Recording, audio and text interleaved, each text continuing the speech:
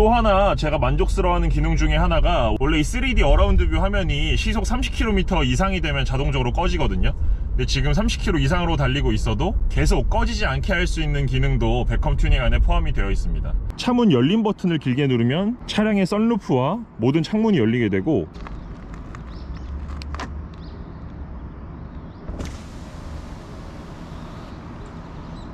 네, 안녕하십니까, 닥터 동굴입니다. 자, 시청자 여러분들은 마치 아이폰에서 해킹 또는 크랙을 하듯이 차량에도 해킹 비슷하게 코딩을 통해서 일부 기능을 변화시키거나 확장시킬 수 있는 기능이 있다는 거 알고 계십니까? 저는 이전에 다른 영상에서 저의 구독자이신 YB파파님께서 추천해주신 아우디 베컴 튜닝에 대해서 지난주에 진행을 했고, 과연 튜닝하는데 비용은 얼마인지, 어떤 기능이 과연 얼마나 좋아지는지, 과연 그 기능들은 실제로 쓸모가 있는지, 이런 것들에 대해서 간단하게 말씀을 드려보도록 하겠습니다. 구독자 YB파파님께서 말씀해주신 곳에서 진행을 했고요. 순수하게 다 제 돈으로 진행을 했습니다. 저는 베컴 기본 튜닝과 머뉴버 어시스트라는 옵션을 선택해서 저의 집까지 기사님이 출장해주시는 비용까지 총 해서 7만원 정도 지출이 있었고요. 저도 이 아래 블로그를 통해서 연락을 드리게 되었고, 문자를 통해서 날짜를 잡으니까 기사님이 방문을 해주시더라고요. 기사님이 오셔서 이 기능은 이런 기능인데 이걸 이렇게 하실래요 마실래요, 이런 식으로 설명을 잘 해주시면서 같이 고민할 수 있는 시간을 주시더라고요. 물론 저는 직접 써본 사람이 아니니까 웬만하면 기사님이 추천해 주시는 대로 진행을 했고, 지금까지는 굉장히 만족스럽게 차량을 타고 있습니다. 자, 그러면 베컴 코딩을 통해서 어떤 기능들이 추가가 되었고, 또 변경된 건 어떤 것들이 있는지, 삭제된 기능들은 어떤 게 있는지 간단하게 설명을 드리도록 하겠습니다. 많은 아우디 차주분들께서 베컴 튜닝이라는 말을 했을 때 베컴이 뭐지? 설마 축구선수인가 했더니 그건 아니고, 베컴은 Volkswagen Automotive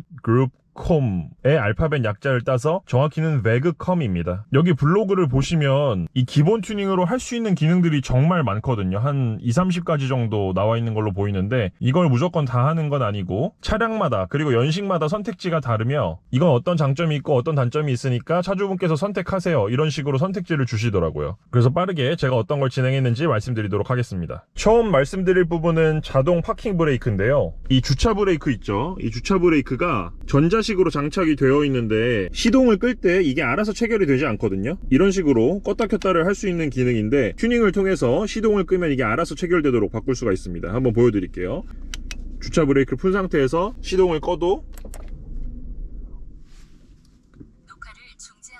이렇게 알아서 체결이 되어 있는 걸 확인할 수가 있습니다. 정확히 말씀드리면 순정 같은 경우는 언덕길에서만 자동으로 체결이 되고, 평지에서는 체결이 되지 않는데, 이거를 어떤 상황에서든 자동 체결이 되도록 바꾼 게 바로 코딩이라고 생각하시면 되겠습니다. 다음으로 말씀드릴 부분은 온열 시트, 통풍 시트 균형 조절 기능인데요. 여기 차량을 눌러서 시트를 들어가면, 자, 이 화면이 원래 없던 화면입니다.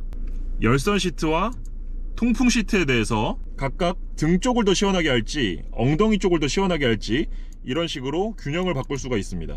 우측으로 넘기면 조수석도 마찬가지로 조절이 되고요. 여기 운전석, 조수석을 표시하는 마킹도 생기게 됩니다. 통풍 시트와 온열 시트의 세기를 조금 더 강하게 하는, 그러니까 통풍 시트는 더 시원하게, 온열 시트는 더 뜨겁게 하는 기능이 있다곤 하는데요. 기사분 말로는 이 통풍 시트 세기를 10% 올리면 그만큼 소음도 너무 크게 증가해서 많은 차주분께서 결국 다시 백업을 하는 경우가 많다라고 말씀을 해주셨습니다. 따라서 저는 아쉽지만 통풍 시트 세기를 올리는 코딩은 저도 진행하지 않았습니다. 네, 또 다른 기능은 약간 멋에 관련된 기능인데요. 원래 낮에는 라이트를 오토로 두게 되면은 이 테일램프 미등이 활성화되지 않습니다. 하지만 낮에도 멋을 위해 오토로 뒀을 때 테일램프 미등이 켜진 상태로 놔둘 수 있게 코딩을 할 수 있다고 하셔서, 저도 그냥 멋을 위해 테일램프 미등이 낮에도 켜지도록 코딩을 진행했습니다. 이 부분은 많은 차주분들께서 모를 수가 있는데, 아우디 같은 경우는 워셔액을 사용할 때 이 부분이 열리면서 원래 헤드램프까지 같이 워셔 기능이 작동이 되거든요. 근데 사실 이 헤드램프 워셔 기능이 굳이 여기 오염물질이 묻었을 때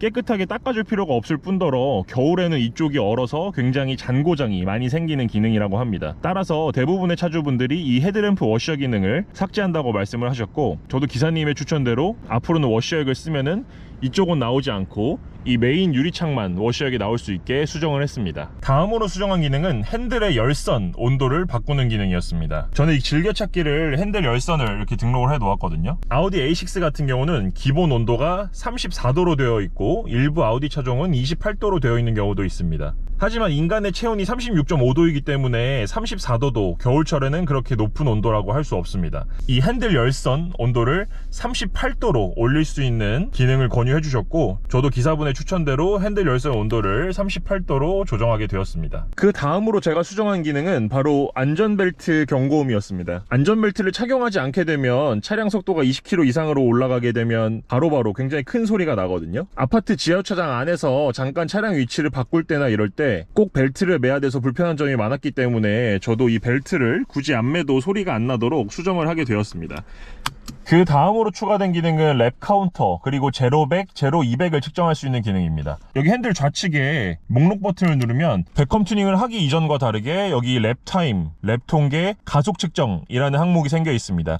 랩 타임 기능을 눌러보면 이건 이제 사실 트랙을 달리기 위해서 사용되는 기능이기 때문에 A6 같은 차량에 들어있지 않지만 원래 RS 모델 차량들에는 들어있는 기능이라고 생각하시면 되겠습니다. 이렇게 랩 타임을 잴 수도 있고, 여기 가속 측정에 들어가게 되면 제로 100, 제로 200 등을 측정할 수가 있습니다. 이 기능이 좋은 게 딱 페달을 밟고 차량이 출발하는 순간부터 정확히 시간을 측정해 주기 때문에 내가 휴대폰으로 혼자 시간을 재는 것보다는 더 정확하게 제로 100, 제로 200을 측정할 수 있게 될 것 같습니다. 다음 기능은 좀 이름이 어렵습니다. 웰컴 세레머니 스테이징 니들 수입 게이지 테스트라는 기능인데요. 쉽게 말씀드리면 차량 시동을 걸 때 속도계랑 RPM의 바늘이 끝까지 갔다 다시 돌아오는 포인트 테스트라고 생각을 하시면 됩니다. 사실상 그냥 멋이라고 생각하면 됩니다. 그래서 한번 시동을 걸어 보도록 하겠습니다.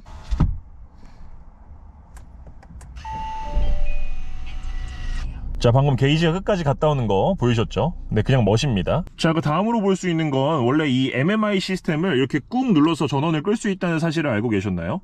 이런 식으로 전원을 끌 수가 있는데, 다시 MMI를 리부팅할 때 원래 여기 내비게이션 플러스라는 문구가 나오게 됩니다. 하지만 코딩을 하게 되면 이렇게 아우디 스포츠라는 문구가 대신 나오게 됩니다. 그냥 뭐 조금 멋있어지는 거예요. 별거 없습니다. 그리고 이 기능도 원래 RS 차량에서만 제공이 되는 기능인데, 여기 차량 탭을 보시면 여기 A6 모양 옆에 기본 순정 차량에는 이렇게 아우디 RS 마크가 없었고, 여기 이렇게 들어가 보시면 여기 RS 모니터라는 기능이 추가되어 있습니다. 이 기능을 눌러보면 원래 A6에는 없는 기능인데, 차량 안 내부 구조에서 특별히 온도가 올라가거나 가열된 곳은 없는지 이렇게 확인할 수 있는 기능이 있고, 다음 페이지를 보게 되면 이렇게 가속도계 최대값이라는 탭도 나오게 되는데, 이 부분은 실제 RS 차량이 아니면 센서가 없어서 그냥 더미 데이터라고 생각을 하고 이렇게 온도를 확인하기 위해서만 해당 기능을 사용하시면 되겠습니다. 자, 그 다음에는 이제 밖에서만 확인할 수 있는 기능을 좀 말씀드릴 건데요. 일단 차량 문을 잠그게 되면 방금 소리 들리셨나요? 원래 아우디 차량 같은 경우는 차 문을 열거나 닫을 때 소리가 나지 않습니다. 하지만 코딩을 통해서 둘 다 소리가 나게 바꿀 수도 있고, 아니면 차량 문이 잠길 때만, 열릴 때만 이런 식으로 나눠서 소리가 나게 할 수 있는데, 기사님 말씀으로는 둘 다 소리가 나게 하면 차 문이 지금 열린 건지 닫혔는지 헷갈리는 경우가 있다라고 말씀을 하셔서 주로 많은 차주분들이 차 문이 잠길 때만 소리가 나게 한다고 합니다. 자, 다음으로 밖에서 할 수 있는 기능을 말씀드리면 이 차 문 열림 버튼을 꾹 눌러보겠습니다.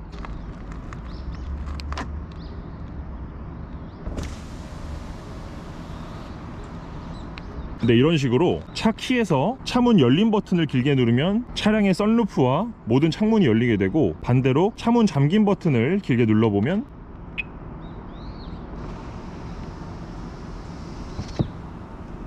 이런 식으로 모든 창문과 썬루프가 닫히게 됩니다. 예를 들어 실수로 창문이나 썬루프를 연 상태에서 차에서 내렸을 때 굳이 다시 차 시동을 걸고 다시 차에 타서 일일이 닫을 필요가 없이 이렇게 스마트 키만으로 차량의 창문과 썬루프를 일괄적으로 닫을 수 있는 굉장히 편한 버튼이라고 생각을 하면 됩니다. 또 추가적으로 생긴 기능 중에 제가 굉장히 좋아하는 기능은, 깜빡이를 이렇게 세게 눌렀을 때는 깜빡이가 계속 켜지는데, 이 반만 누르는 거 아시죠? 살짝 누르면은 순정 같은 경우는 깜빡이가 총 3번밖에 작동하지 않습니다.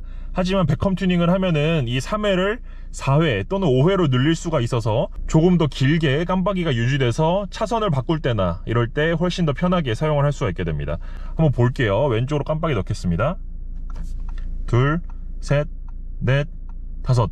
저는 길수록 좋아서 3번에서 5번으로 튜닝을 진행했습니다. 그 다음으로는 이 어댑티브 크루즈 어시스트, 즉 반자율주행 기능에서 아우디 같은 경우는 국산차나 BMW보다 굉장히 차선 중심을 잡아주는 기능이 약하다고 알려져 있는데요. 이 모양이죠. 이 차선 중앙을 유지해주는 레인 어시스트의 감도를 조절함으로써 더 품질 좋은, 더 성능 좋은 반자율 주행을 할 수가 있게 됩니다. 이거는 무조건 순정 차량에도 감도가 더 높아져 있어야 된다고 생각을 하는데, 저는 이 부분 때문이라도 백컴 튜닝은 꼭 진행해야 된다고 생각합니다. 제가 일주일 동안 써보니까 레인 어시스트의 감도가 굉장히 많이 올라간 것을 실제로 느꼈습니다. 또 하나 제가 만족스러워하는 기능 중에 하나가, 원래 이 3D 어라운드 뷰 화면이 시속 30km 이상이 되면 자동적으로 꺼지거든요. 근데 지금 30km 이상으로 달리고 있어도 계속 꺼지지 않게 할 수 있는 기능도 백컴 튜닝 안에 포함이 되어 있습니다. 그냥 옆에 타 있는 친구들을 재밌게 해주기 위해서는 정말 좋은 기능 중에 하나라고 생각합니다.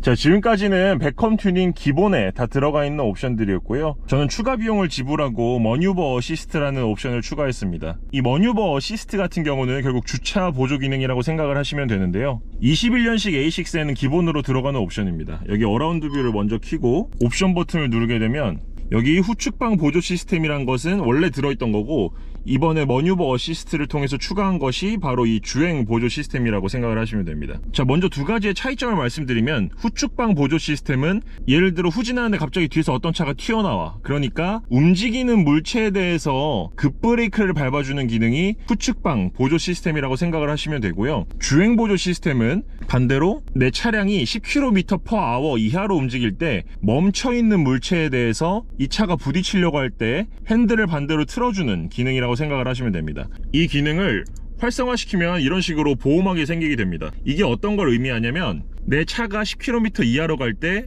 여기 핸들이랑 오토라는 글자 보이시죠? 멈춰있는 물체에 내가 부딪히려고 하면은 알아서 핸들을 오토로 꺾어서 회피를 시켜준다, 이런 기능이라고 생각을 하시면 됩니다. 따라서 아래 옵션은 움직이는 물체에 대해서, 위에 옵션은 멈춰있는 물체에 대해서 차량을 회피시켜주기 때문에 결국은 둘 다 주차 보조 기능이다 라고 생각을 하시면 되고, 자, 이렇게 7만원에 할 수 있는 백컴 튜닝에는 어떤 기능들이 들어가고 어떻게 실제로 사용이 가능한지 간단하게 알아보았고요. 제가 일주일 동안 사용을 해보니까 실제로 쓸만한 옵션은, 첫 번째로 반자율 주행을 도와주는 레인 어시스트 감도 조절, 이게 가장 좋았고요. 그 다음으로는 자동 파킹 브레이크, 핸들 열선의 온도를 높이는 거, 그리고 차 문을 잠글 때 소리가 나게 하는 게 쇼핑몰 주차장을 갔을 때 차량을 찾기 더 편하게 해주더라고요. 그래서 굉장히 도움이 많이 됐고, 마지막으로 좌측 우측 깜빡이를 넣을 때, 반만 깜빡이를 넣었을 때 횟수가 3회에서 5회로 증가하는 기능도 굉장히 차선을 바꿀 때 더 편리한 느낌을 많이 받았습니다. 결론적으로 백컴 튜닝은 차량에 조금 관심이 있고 모든 기능을 다 써보고 싶다 하시는 분들에게는 굉장히 가성비 좋은 튜닝이라고 생각을 하고요. 사실 7만원이란 비용이 이 레인 어시스트 감도 조절만 생각해도 충분한 가치가 있다고 생각이 되기 때문에 한 번쯤 시도해보는 것을 추천드리고 싶습니다. 만약 이거 튜닝했다가 나중에 품질 보증 서비스 다 못 받으면 어떡하냐 고민하시는 분들이 계시는데, 일단 제가 진행한 튜닝만으로는 절대 서비스 센터에서 뭐라 할 일은 없다 라고 알고 계시면 되고, 혹시 정기 점검 받으러 갔는데 이게 다 리셋이 돼서 7만원 날리면 어떡하냐 라고 생각을 하실 수가 있는데, 단순 정기 점검으로는 이게 리셋이 되지 않고, 예를 들어 뭐 전자계통 문제라든지 등등의 다른 문제로 서비스 센터를 방문하게 되면 리셋이 될 수가 있고, 그런 경우에는 기사님의 매장을 직접 방문해 주셔야 무료로 다시 백컴 튜닝이 가능하다고 합니다. 네, 이것으로 백컴 튜닝에 어떤 기능이 있고 제가 실제로 어떻게 사용을 하고 있는지 간략하게 말씀을 드렸고요. 네, 오늘도 긴 영상 끝까지 함께 해주셔서 진심으로 감사드립니다.